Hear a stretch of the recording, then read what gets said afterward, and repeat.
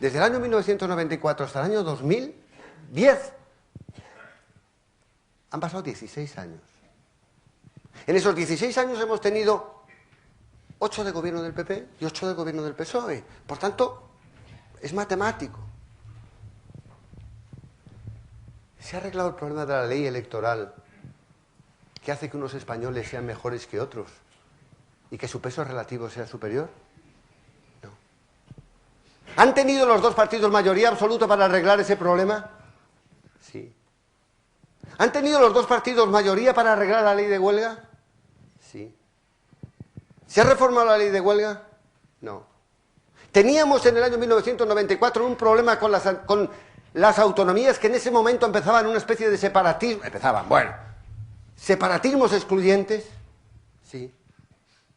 ¿Lo tenemos igual hoy? Igual no, peor. ¿Empezaba una politización de la justicia? Sí. ¿Lo hemos arreglado? No. Y la politización de la justicia consistía, señores, en nada más y en nada menos que en que no se podían nombrar a los políticos por los propios partidos políticos. Los jueces. Porque si los jueces nombraban a los propios, ¿cómo se llega en España hoy a hacer una carrera judicial? ¿Se lo cuento? No haciendo maravillosas sentencias. No teniendo una documentación. No, sencillamente ascribiéndose a uno u otro. ¿No se dan cuenta que hay temas jurídicos en donde grandes juristas, porque lo son, en donde grandes juristas opinan en desacuerdo en función de su adscripción?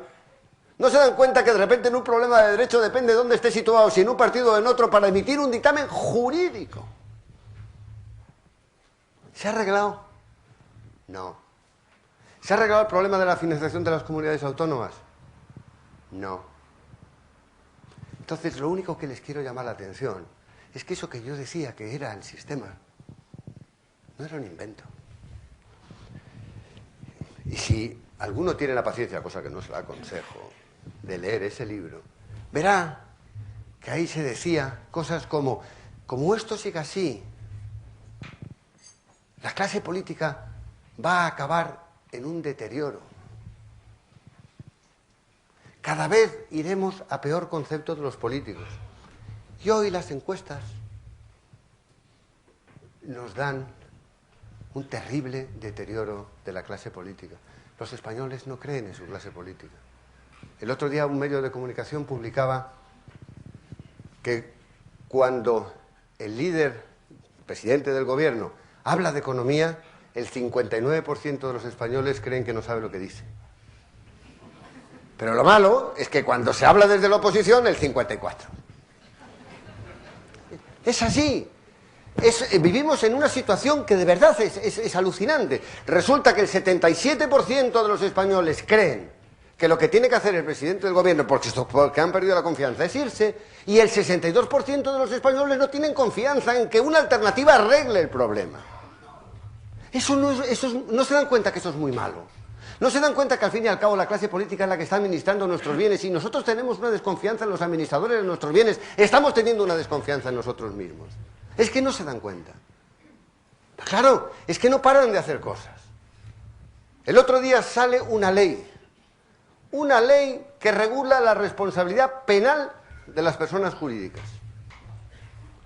Y resulta que un empresario o una sociedad anónima tiene responsabilidad individual y tiene responsabilidad también la empresa.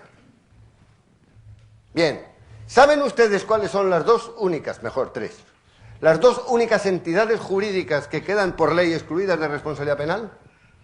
No es tan fácil. No es tan difícil. Los partidos políticos, no, los bancos no. Los partidos políticos, los sindicatos y los ayuntamientos. Ahora miremos un poquito para atrás en España, miremos qué ha pasado con los ayuntamientos, miremos qué ha pasado con los sindicatos, pero ¿cómo se puede estar creando en el año 2011 un estatuto jurídico privilegiado para los políticos? Un empresario, señores, que gestiona su dinero, se equivoca y tiene una responsabilidad civil. Un político que gestione mal nuestro dinero, si se equivoca cobra una pensión. No es broma. No, es broma, es así, y lo estamos consintiendo. Eso es lo que yo quiero que se den cuenta, que estamos nosotros nos hemos convertido, hemos dejado de ser. Miren, la sociedad civil, yo llevo hablando de la sociedad civil desde hace muchos años. Y esto, ¿se acuerdan lo que les empezaba contando de los modos de pensar? Yo en el año 92 me fui al Vaticano a hablar de lo que yo llamé un código. Veía que el capitalismo financiero, eso que les decía de que se estaban poniendo encima, ese capitalismo financiero estaba haciendo daño y podía hacer más daño. Y entonces nos reunimos allí una serie de personas para ver si construíamos un código ético, un código de normas de conducta, que nos pusiéramos de acuerdo en qué queremos de la sociedad civil. Inmediatamente aquello se tradujo en que lo que pretendíamos era hacer política. Hay que tener miras cortas. Lo que pretendíamos es que la sociedad civil tuviera unos conceptos claros de por dónde quería ir. Por ejemplo, el ánimo de lucro está muy bien, pero una sociedad tiene que tener filósofos, tiene que tener poetas, tiene que tener universidades potentes, tiene que tener colegios potentes, tiene que tener organizaciones potentes. Y yo les pregunto, ante la crisis más importante que ha sufrido España, y probablemente el mundo, ¿dónde están nuestras universidades? ¿Y dónde están nuestros colegios profesionales? ¿Y dónde están nuestras academias? ¿Y dónde están nuestros intelectuales? ¿Se dan cuenta que hemos creado una sociedad civil absolutamente plana, desorganizada y hasta miedosa? Y estamos poniendo en juego el propio, seamos sinceros, el propio concepto de democracia parlamentaria. No creemos en los políticos. Los partidos políticos tampoco. De acuerdo, pero que se nutran de sus afiliados. Que se nutran de sus afiliados. Los sindicatos, por supuesto, que se nutran de sus afiliados. Sí, decimos sí. ¿Y qué hacemos? Nada. Se puede hacer algo. Se puede generar algún tipo de movimiento. ¿Y ahora qué? Miren, ahora en la sociedad se perciben con claridad dos tipos de pensamiento. Y tenemos que ser muy sinceros. Uno, que lo que está deseando es que vuelva el dinero de los alemanes, que vuelva la especulación, que suba la bolsa, que vuelvan a valer los pisos y que aquí vuelva a ser jauja. Y si dentro de nada, a mí que me den 2 duros porque me importa 3 pepinos. Eso es una gravísima irresponsabilidad. Pero además les voy a decir una cosa. Soy yo, me cachis en la mano. Vamos a ver quién es.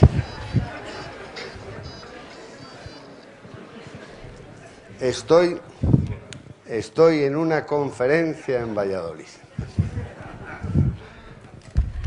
Pues hay una serie de ellos que quieren que eso pase y otros que llaman por teléfono cuando lo estoy explicando. ¿Qué le vamos a hacer? Pues no va a pasar y es una grandísima... Tenemos una oportunidad, señores. Tenemos una... Yo creo que me estoy pasando ya de tiempo. Pero es que me animo. Es que me entra el nervio. Tenemos una gran oportunidad. Tenemos una oportunidad de construir entre todos un mundo. Ha fracasado. Un sistema. Ahora ya todo el mundo habla de que el sistema ha fracasado. Y algunos empresarios, y por supuesto no voy a dar nombres, que estuvieron en la base de construir un sistema defectuoso, hacen documentos en los que terminan hablando del fracaso del sistema. Yo escribí el libro ese hace un montón de años. Tenemos una oportunidad muy difícil, porque estamos desorganizados. Porque el gran reto hoy no es la política. El gran reto hoy no es ese. El gran reto hoy es la sociedad, que por una vez en la historia de España consigamos armarnos y recuperarnos. Pero eso no lo podemos hacer si no sale algo de dentro. Miren, a mí me preguntan muchas veces que después de tanto tiempo, ¿cómo y por qué he podido aguantar? ¿Y de dónde sale la fuerza, si es que se le puede llamar, para seguir haciendo estas cosas y para seguir creyendo? Miren, yo no creo en una sociedad que no tenga un mínimo de valores. No creo en ese modelo. No lo creo. Y esos valores no se pueden definir en abstracto, tienen que estar enganchados en algo. Que lo sepan, en un sentido de trascendencia de la humanidad. Si todo lo que pensamos los unos de los otros es sencillamente que somos un conjunto de masa orgánica destinados a crecer y morir, y eso es todo, ¿dónde colgamos los valores? ¿Dónde situamos la justicia? ¿Dónde situamos la solidaridad? ¿Saben lo que es eso? Palabras. Nos creemos, que vuelven a llamar, nos creemos que por decir palabras solventamos las cosas. No, señores, no. Las palabras no son más que palabras, y nada más que palabras. Yo les voy a decir una cosa. Yo no pretendo que nadie, absolutamente nadie, crea que es fundamental creer en no sé qué. Yo les voy a decir una cosa. Para mí sí lo fue.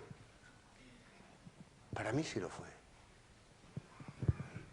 Cuando uno se encierra en una celda, un día y otro, y sabe que mañana va a seguir, necesita